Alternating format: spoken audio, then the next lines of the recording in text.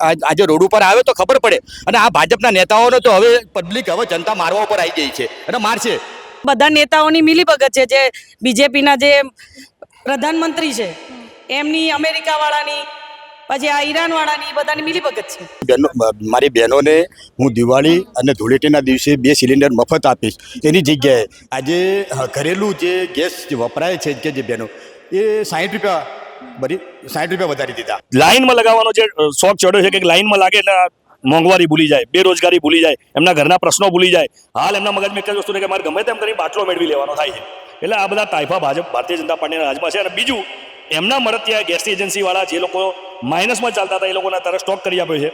લાઈનો લગાવીને ઊભી રહી છે ત્યારે એ લાઈનો જે લગાવી છે એમાં ઘણી બધી મહિલાઓ બેભાન થઈ ગઈ. એ લોકોને બીપી હાઈના એવા બધા ઘણા પ્રોબ્લેમ ઉનાળાના લીધે થયા છે. અને સાથે સાથે ભાવ વધારો પણ એમાં કરવામાં, ભાવ વધવા છતાં પણ અત્યારે બાટલાની અછત જોવા મળી છે. અત્યારે ઓનમાં બેકમાં 4500 રૂપિયામાં વેચાણ થાય છે. અને ઘરેલું એલપીજી ગેસના સિલિન્ડર 2200 રૂપિયાનો આજે ગોડાઉન ઉપર કાળા બજાર થાય છે. શું જવાબદારી પૂરી પાડી? યુદ્ધ શરૂ થઈને 9મા દિવસે એ લોકોએ બાટલાના 60 રૂપિયા બાટલે વધારી દીધા. તો તમે પૂરતો સ્ટોક છે એમ કે છે તો ભાવ વધારો કેમ કરવો પડે? કેવું છે, જાઓ ગલીઓમાં જાઓ, ચાલીઓમાં જાઓ, ઝૂંપડપટ્ટીઓમાં જાઓ તો ખબર પડે ને કે લોકો એક ટાઈમનો ખાવા તક નહીં ખાઈ શકતા. કઈ રીતે કહે છે કે બધું સારું છે? કેમ કે એમને તો એસી બંગલામાં બેઠા બેઠા ગાડીઓ ઠંડી હવા ખાવી છે. કંગાલ થઈ ગયું. પણ આપણે પ્રધાનમંત્રી મોદી કે ગરીબોની સરકાર છે? ક્યાં છે ગરીબોની સરકાર? ગરીબોની સરકાર હોય તો ગરીબોને ધ્યાન રાખે. અહીં કેટલી જગ્યાઓ ઉપર આ મકાન ડેમોલેશન કરી દીધા છે. એક ઝૂંપડા રાખવાના નથી ને એને ફોરેન જેવું કન્ટ્રીનું અમદાવાદ કરવાનું છે ગુજરાતને. એવું થઈ શકે છે? આજ સુધી જૂના બધાનો નહીં કરી શક્યા તો આ કરી શકવાના છે? મને એ બતાવો.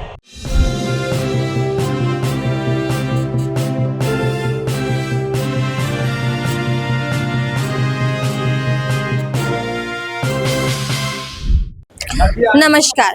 તો હાલમાં સિલિન્ડરને લઈને જે તંગી સર્જાઈ છે, જે લાઈનો લાગી રહી છે, તેને લઈને આમ આદમી પાર્ટી વિરોધ પ્રદર્શન કરી રહી છે. આમ આદમી પાર્ટીના કાર્યકર્તાઓ બાટા ઓફિસે પહોંચ્યા છે. આપણે તે લોકો પાસેથી જાણીએ કે શું છે વિરોધ અને શું છે સમગ્ર મામલો. કંકુબેન, અહીંયા શેનો વિરોધ કરવા આવ્યા છો? શું કારણ છે? ભાઈ, બાટલા 2500 રૂપિયા થઈ ગયા. એટલા મોંઘા બાટલા. હવે ગરીબ લોકો બિચારા ક્યાં જાય? લાકડા કાપવા જાય તો કે સરકારનો દંડ પડે છે કે અને કે કેસ થઈ જાય છે. હવે ગરીબ લોકો બિચારા ક્યાં જાય? મોંઘા આટલા બાટલા લઈને એમને લઈ શકે નહીં ગરીબ લોકો. પણ આમ જોઈએ તો ભાજપે એમ કીધું છે કે બધું બરાબર છે, સિલિન્ડર્સ પણ બરાબર રીતે જ છે, કોઈ તંગદિલી સર્જાઈ જ નથી. છે મુશ્કેલ છે કોણ? ગરીબો લોકોને છે. આ બધો જે તકલીફ પડે છે ગરીબ લોકોને જ પડે છે. લાકડા ના મળે લોકોને, લાકડા કાપવા જાય તો કેસ થઈ જાય કે તો કેસથી ડરે તો પબ્લિક બિચારા ગરીબ લોકો શું કરે? આપણા મોદી સાહેબ તો કે ગરીબોની સરકાર છે, બધા ખુશ છે. ના, ખુશ નથી કોઈ. બધા તકલીફમાં છે. બધા ગરીબ લોકો તકલીફમાં છે. અત્યારે ટેન્શનમાં આવી ગયા છે. 2500 રૂપિયા એટલે ક્યાંથી લાવવાના અમારે કે? અને અમે લોકો આટલા કમાતા નથી ને 2500 રૂપિયા અમારે લાકડા કાપવા જઈએ તો કે સરકાર કેસ કરે કે અમારા પર, તો ક્યાં જ અમારે રોટલી કરીને ગરીબો લોકો કેવી રીતે ખાય? આપણી સાથે બીજા એક બેન છે, એમને પૂછીએ. ક્યાંથી આવ્યા છો તમે? હું કુબેરનગરથી. શું નામ છે તમારું? મારું નામ ગીતાબેન સુંદરવા. આજે વિરોધ શા માટે થઈ રહ્યો છે? આજે ગેસની બોટલ માટેનો વિરોધ થયો છે. ગેસની જે આ લોકોએ ભાવ વધારો કર્યો છે એના માટેનો વિરોધ છે. પણ ભાજપ તો કહે છે કે અહીં લાઈનો નથી લાગી, બધું બરાબર છે. એ તો ખાલી કહેવાનું છે. તો લોકોની આટલી લાઈનો કેમ થાય છે? આ લોકો એજન્સીવાળાએ ઓનલાઈન બુકિંગ કેમ બંધ કરી દીધું છે? એના માટે અત્યારે લાઈનો લાગી છે. એના માટે તમે વિરોધ પ્રદર્શનમાં આવ્યા છે.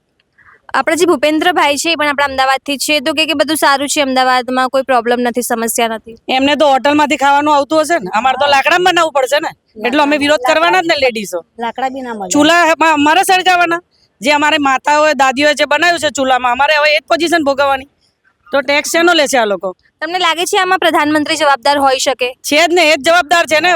મિલીભગત છે બધાની. એ બધા નેતાઓની મિલીભગત છે. જે બીજેપીના જે પ્રધાનમંત્રી છે એમની, અમેરિકાવાળાની, પછી આ ઈરાનવાળાની, બધાની મિલીભગત છે. તમે શું કહેવા માંગો છો?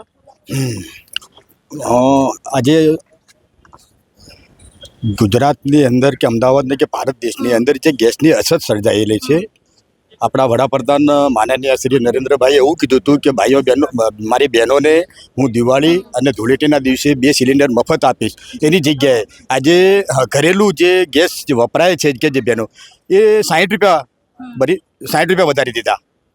ફ્રી આપવાની વાત હતી એની ઉપરથી 60 રૂપિયા વધારી દીધા અને જે કોમર્શિયલ જે છે એના 113 રૂપિયા રાઉન્ડ એબાઉટ કંઈક વધારી દીધા છે. આજે હોટલ જે છે તવા ઉપર જે છે કે બીજે જે નાની જે પેલા ગલ્લાઓ ચલાવતા હોય કે જે આજે એ લોકોએ ધંધા રોજગાર પોતાના બંધ કરી દીધા છે.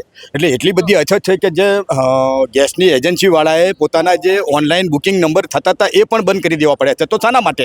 બરોબર, તમે એવું કહેવા માંગો છો કે ભાઈ ગેસની અછત નથી તો પછી તમે ગેસ આજે લોકોને પૂરતો ગેસ જે છે સિલિન્ડર એ પૂરા કરો ને.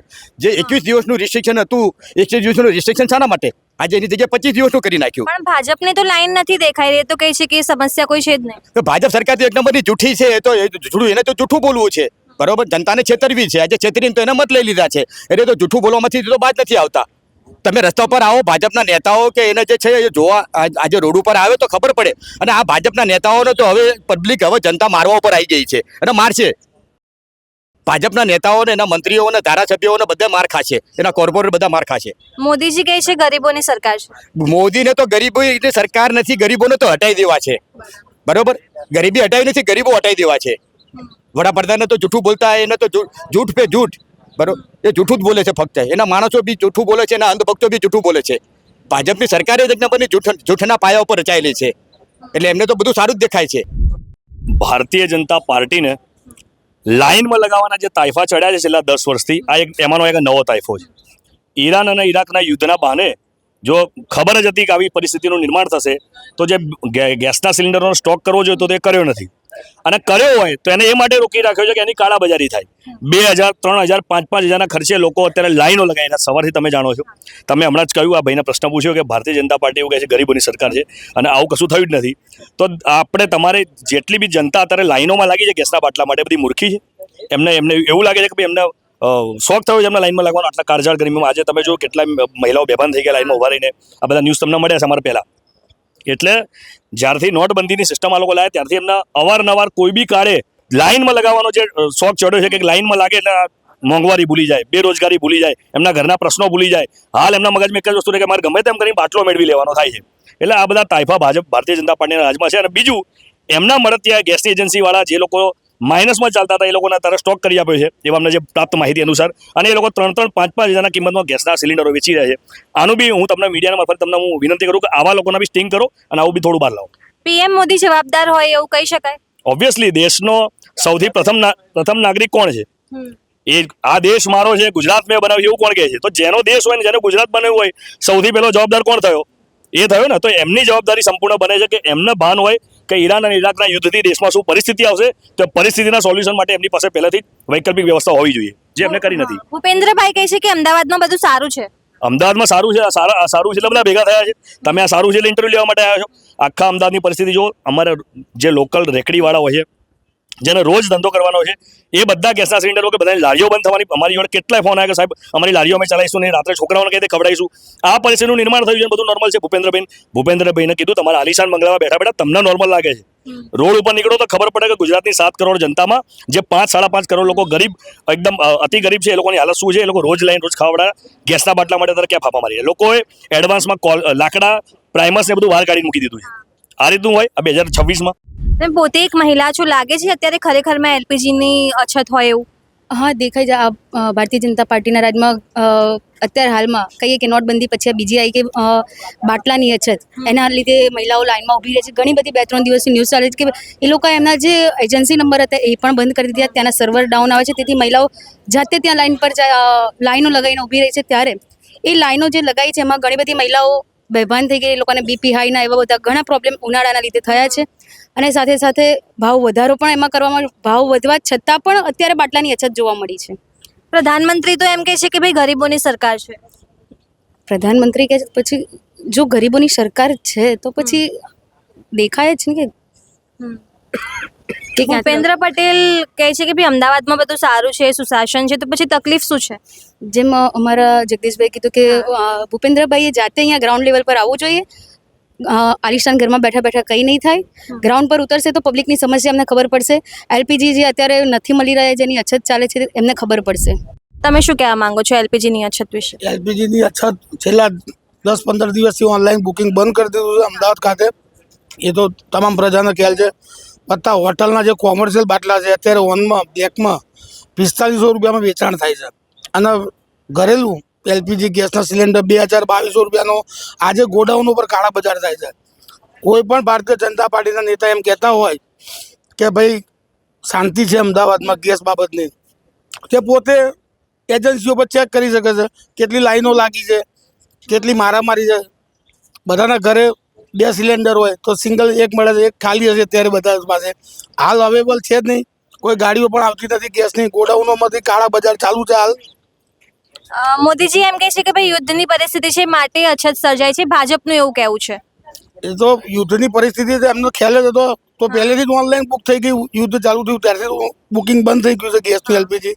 તો એ તો પ્રધાનમંત્રીની જવાબદારીમાં આવે છે ને, પ્રાઇમ મિનિસ્ટરની, કે દેશની બધી વ્યવસ્થા પૂરી પાડે. અનાજ હોય, ગેસ હોય કે પેટ્રોલ હોય, કેરોસીન, બધી જવાબદારી પ્રાઇમ મિનિસ્ટરની આવે છે. જ્યારે પણ કોઈ પણ સર્જાય દેશ ઉપર આપત્તિ આવે તો એમની જવાબદારીમાં આવે છે. તમે શું કહેવા માંગો છો? દેશનો રાજા કોણ અત્યારે? પ્રધાનમંત્રી દેશનો રાજા કહેવાય. એની જવાબદારી આવે કે પ્રજાનું સંરક્ષણ કરવાની, જરૂરિયાતો પૂરી પાડવાની જવાબદારી રાજાની હોય. શું જવાબદારી પૂરી પાડી?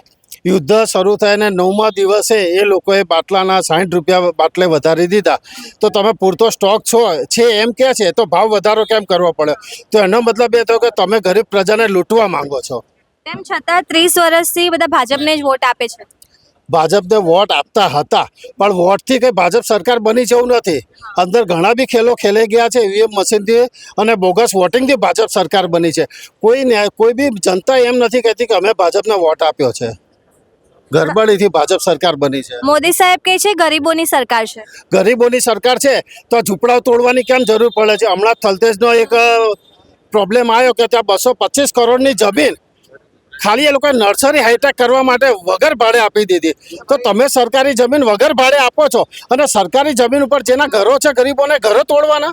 આ કોનો કાયદો? ક્યાં ગરીબી સરકાર ક્યાં રહી? આ બેન આજે જ હું ગેસ એજન્સી પર ગયેલો બુકિંગ કરવા માટે. મેં એમને પૂછ્યું કે ભાઈ આ બધી લાઈનો શાની છે? કારણ કે સાહેબ તમને હું ઓળખું છું પણ તમને બાટલો નહીં મળે આ રીતે. હવે 21 દિવસનું બુકિંગ હતું એ 25 દિવસનું કરી નાખ્યું. તો તમારા લોકોને હેરાન જ કરવાના છે તમારા આ રીતે. તમે આના માટે વ્યવસ્થા કેમ નથી કરતા કે સરકારને તમે કહો? જો સરકારને જ બધું કહેવાનું જ હોય તો સરકારનો તો આ વાતની ખબર જ હતી. કારણ કે જેમણે જે દેશના પ્રધાનમંત્રી હતા એ ઇઝરાયલ ગયા ને ઇઝરાયલ ગઈને પાછા બીજા દાડે યુદ્ધ ચાલુ થયું છે. તો એમને ખબર હતી કે આ યુદ્ધ તો હું કરાવવા માટે કહીને જ આવ્યો છું. તો આ દેશની જરૂરિયાતો છે દેશના નાગરિકોની, એની મારે વ્યવસ્થા કરવી કે નહીં? એ જે વ્યવસ્થા કેમ ના કરી? પણ ભૂપેન્દ્રભાઈ તો કે બધું સારું છે ગુજરાતમાં. એને તો મુખ્યમંત્રી છે, એમને તો બધું સારું જ લાગે. એક વખત ઝૂંપડામાં આવે, ઝૂંપડાવાળા જોડે જાય, એ ગરીબ જોડે જાય તો એમને ખબર પડે કે સારું શું છે ખોટું શું છે. હર્ષ સંઘવી કહે સુશાસન છે ગુજરાતમાં. સુશાસન નહીં તો પોલીસ છે એટલે એમને સુશાસન લાગે છે. અમને ના હોય ને ખબર પડે કે સુશાસન શું છે. ગુંડાઓ અત્યારે લૂંટફાટ ચોરી કરી રહ્યા છે, લૂંટારા લૂંટી રહ્યા છે, બુટલેગરો દારૂ વેચી રહ્યા છે. સુશાસન તો આ બધું ચાલે ક્યાંથી? તમે શું કહેવા માંગો છો?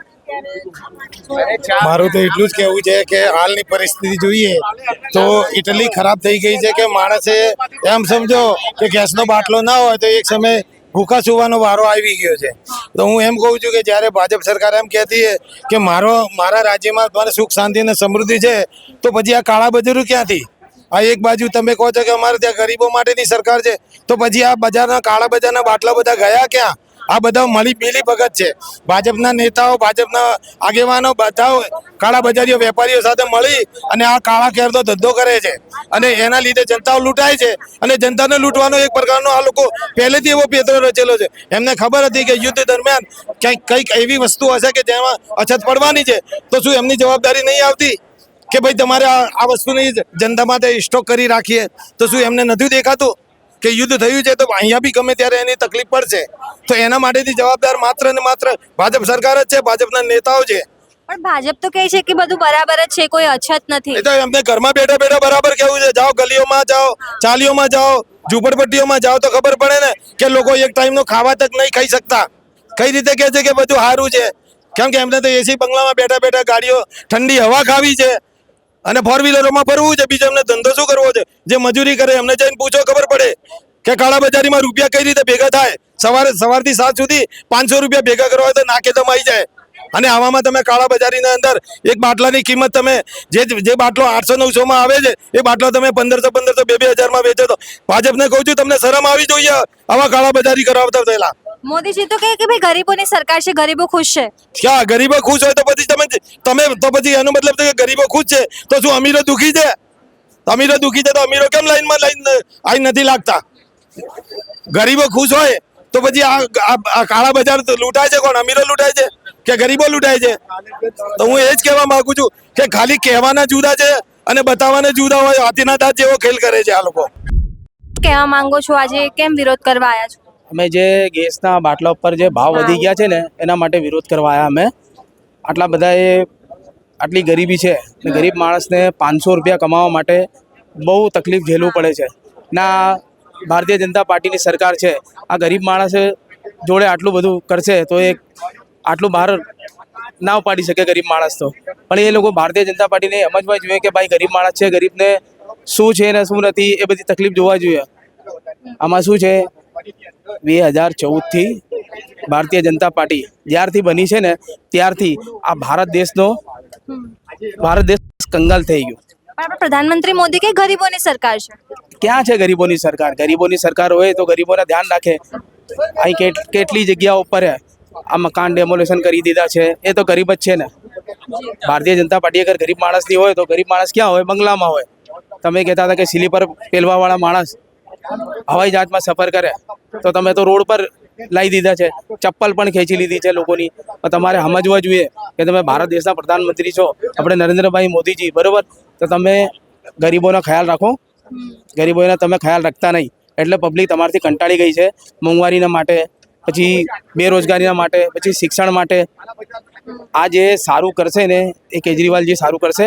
બધા તો આ લોકોના કામ નથી, આ લોકો તો આરામ કરવા માટે બેસા છે બધા. એ આપણા નરેન્દ્રભાઈ મોદી કહેતા હતા કે ભાઈ હું ગરીબનો બેટો છું, ગરીબ માટે બધું કરીશું. ને આજે તો ગરીબોના મરણ છાય છે. શું સમસ્યા છે? સરકાર તો કહે છે કે રાંધણ ગેસની અછત નથી. રાંધણ ગેસમાં એવું છે કે જ્યારે નરેન્દ્ર મોદી એમ કે જ્યારે લોકડાઉન હોય છે ત્યારે લોકડાઉન કરી દેશે, બરાબર? રાતોરાત પછી નોટબંધીનું કરી દે. તો આવું ગેસનું આવે છે ત્યારે કેમ તાત્કાલિક ગેસો બંદોબસ્ત નહીં કરતા મળે વડાપ્રધાન? એને સમજવું હોય ને કે ભાઈ ચલો અમીરો લોકો તો જમી નહીં ખાઈ શકે, પણ આમ આદમી જે નાના જે માણસો છે એ ક્યાંથી ખાઈ શકશે? એમને બી ઘરમાં તો 7-7, 10-10, 5-5 છોકરા હોય કે એમના ફેમિલી હોય, એમને કીધર જમાડી શકે? એ એમને જોવાનું નહીં. આપણે પ્રધાનમંત્રી મોદી કહે છે ગરીબોની સરકાર છે. ગરીબોની સરકાર કहाँ છે દેખાય? બધાની સરકાર છે. એ ક્યાં બોલે છે એવું? બધાને અત્યારે કેવું ચાલે છે એમનું શોષણ ખબર?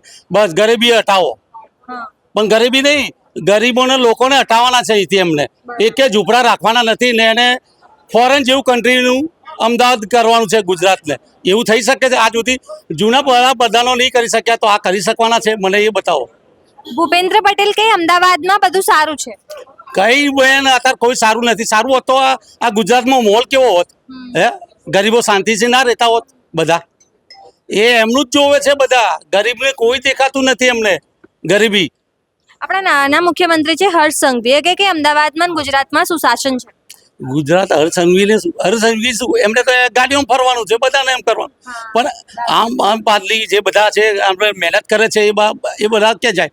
એના માટે તો રોડ ઉપર આવે છે બધા કે ભાઈ જુઓ કે આ તકલીફ શું છે. એમને આંખો એમને દેખાય છે પણ એમને કરવું નથી, ને જેને કરવું છે એને દબાવે છે બધા.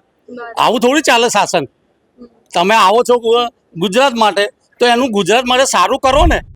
તો જેમ તમે આમ આદમી પાર્ટીના કાર્યકર્તાઓની વાત સાંભળી, તમે આ વિશે શું વિચારો છો કમેન્ટ કરીને જણાવજો. અત્યાર માટે બસ આટલું જ. અમદાવાદથી સહયોગી નિશા સાથે હું નિરાલી.